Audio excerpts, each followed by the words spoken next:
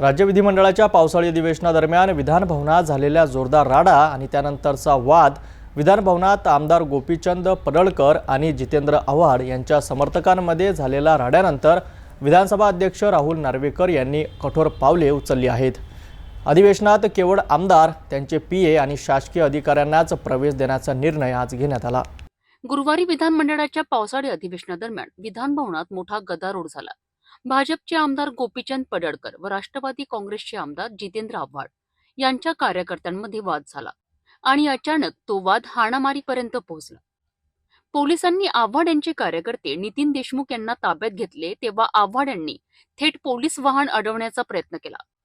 जोपर्यंत देशमुखला त्यातून सोडणार नाही तोपर्यंत गाडी समोरून हटणार नाही अशी त्यांची भूमिका होती। या कृतीवर पोलिसांनी सरकारी कामात अडथळा आणण्याचा संशय घेऊन त्यांच्यावर गुन्हा नोंदविलाय।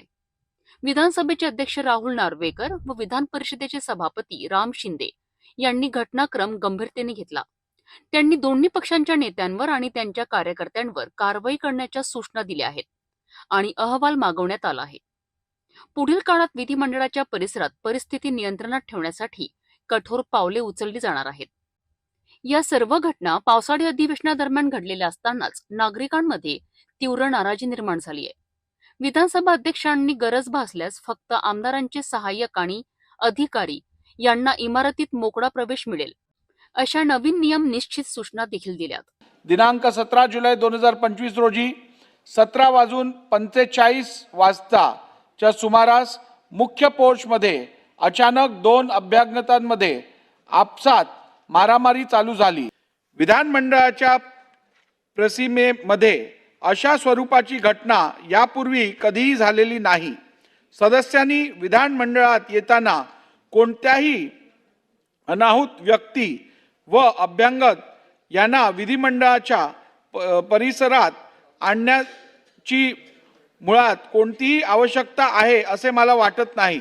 त्या दृष्टीने मी जाहीर करत आहे की विधानमंडळ परिसरात अधिवेशन कालावधीत यापुढे केवळ सन्मान्य सदस्य, त्यांचे अधिकृत स्वीय सहाय्यक व शासकीय अधिकारी यांनाच केवळ प्रवेश देण्यात येईल। आपण जी सूचना दिलेली आहे त्याचं तंतोतंत पालन करेन आणि काल जी घटना घडलेली आहे त्याच्याबद्दल मी खेद व्यक्त करतो, आपली दिलगिरी व्यक्त करतो।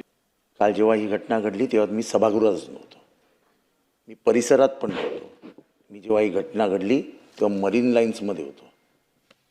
त्याच्यामुळे ह्या घटनेशी डायरेक्ट किंवा इनडायरेक्ट असा माझा कुठलाही संबंध नाही। मी ही घटना घडावी म्हणून कोणाला उद्युपित केलं का तर तसंही केलं नाही। मी कोणाला खुणवलं का तर तसंही केलं नाही।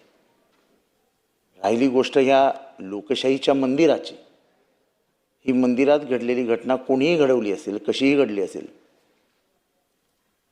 तर या मंदिराच्या ह्या इमारतीच्या प्रत्येक दगडामध्ये लोकशाही जिवंत आहे।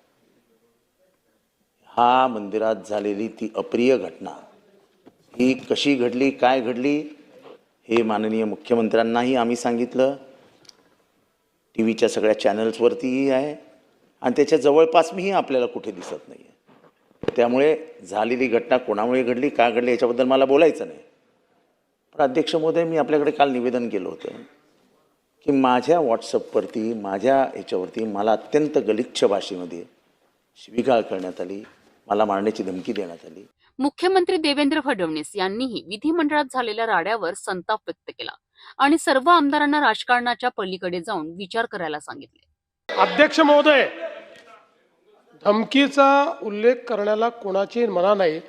विषय काय चाललेला आहे आज, जो विषय अध्यक्षांनी एखादा प्रस्ताव मांडल्यानंतर कधीतरी राजकारणाच्या पलीकडे जाणार आहोत आपण की नाही जाणार आहोत कुठेतरी। हे बघा जयंतराव, एका गोष्टीत आपण एक लक्षात ठेवा, फार सिनियर आहात आपण हे लक्षात घेतलं, ही प्रतिष्ठा काही कोणा व्यक्तीची नाही, इथे बसलेल्या प्रत्येकाची प्रतिष्ठा या ठिकाणी खराब झाली आहे।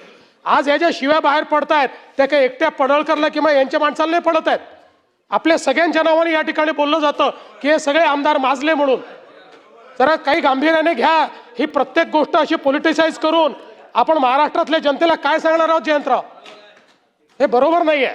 अशा प्रकारे समर्थन करणं योग्य नाहीये। विधानभवनातील राड्यामुळे राज्य राजकारणात तापलेल्या वातावरणात आणखी ताण निर्माण झाला आहे. पुढील कारवाई काय ठरते हे पाहणे महत्त्वाचं ठरेल.